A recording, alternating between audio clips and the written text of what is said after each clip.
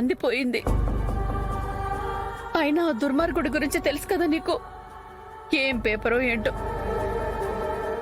దాన్నెందుకు నువ్వు తీసుకోవాలని పోయి ఇలా చేయి కాల్చుకున్నావు? ఇది చిన్న గాయమే అత్త. ఆ పేపర్ పట్టుకున్న దేవా బావా ఇంకేదైనా పిచ్చి వేషాలు వేయడానికి వెళ్తే ఇంతకన్నా ఎక్కువగానే కాలుతుంది.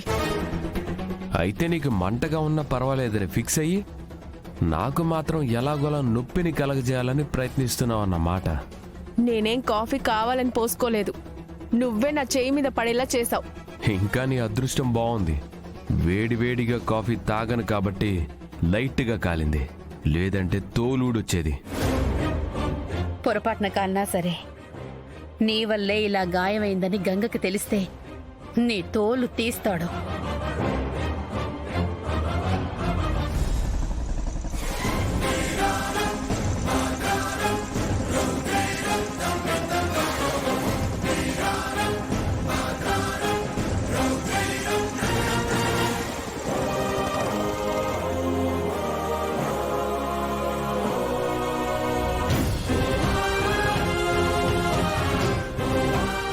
ఆల్రెడీ తెలిసినట్టుంది అత్తయ్య. హే, నేనేదో కావాలని చేసినట్టు చెప్తున్నావేంటి? మీ అన్నయ్యకి తెలిసిందనగానే ఆ బుల్లెట్ సౌండ్ కంటే దేవా గుండె చప్పుడే గట్టిగా వినిపిస్తోంది.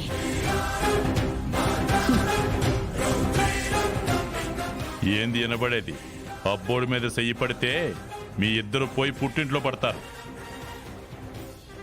కంగారు పడకండి మావయ్య, నేనేం చెప్పలేదు.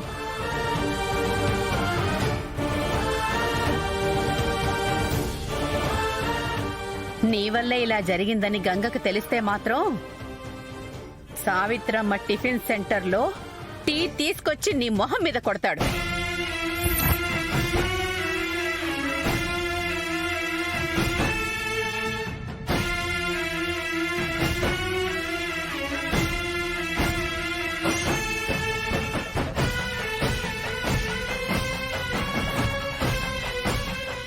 నాగవల్లి, బాగున్నావా? బాగున్నానన్నయ్య, నువ్వెలా ఉన్నావు? బాగున్నానమ్మా.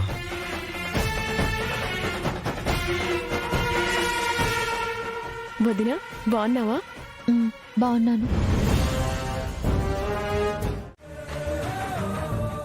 చూపించు నాగవల్లి. ఏం లేదు ఒకసారి వదినా. చూపించు నాగవల్లి.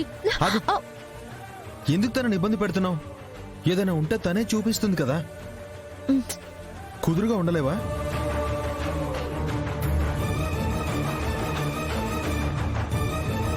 అమ్మా, ఇప్పుడు అది చూపించాల్సిన అవసరమేం లేదు. ఆ గిఫ్ట్ ని నువ్వు ఎప్పుడు చూపించాలనుకుంటున్నావో అప్పుడే చూపించు.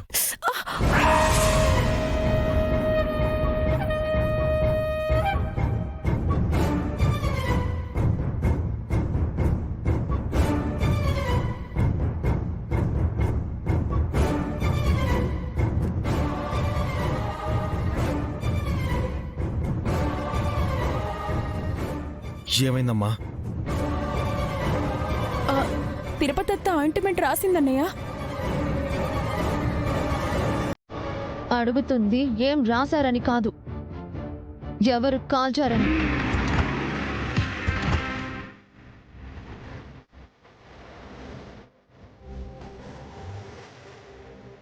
ఏమైందో చెప్పమ్మా. ఏం లేదన్నయ్య. లేదు, ఏదో ఉంది. నువ్వు దాస్తున్నావు. చూపించు.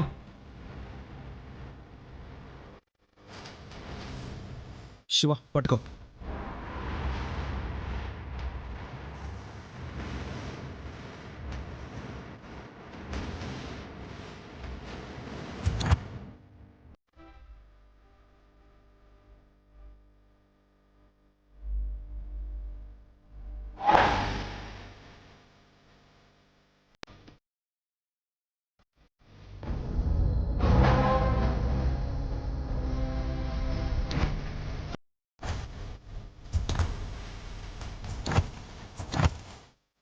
ఏమైందో చెప్పమ్మా.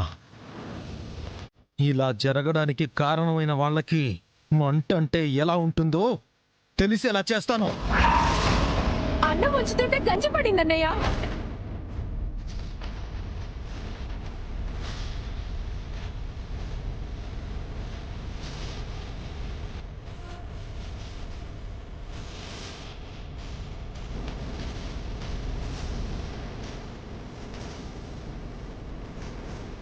నిజం చెప్పు నాగవల్లి, లేదంటే నిన్ను బాధ పెట్టడానికి ఎవరైనా ఇలా చేశారా?